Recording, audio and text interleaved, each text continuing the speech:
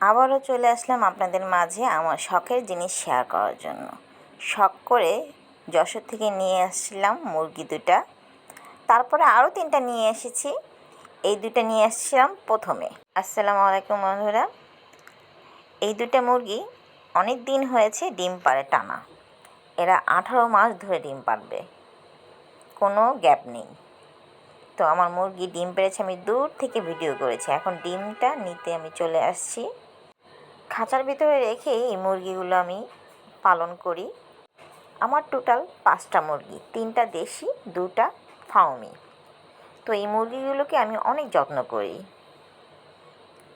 তো মুরগির ডিমটাও কত বড়, খুব ভালো লাগে। মুরগি যখন পালন করেছি, সে ডিম দিচ্ছে, এইভাবে অনেক আনন্দ লাগে।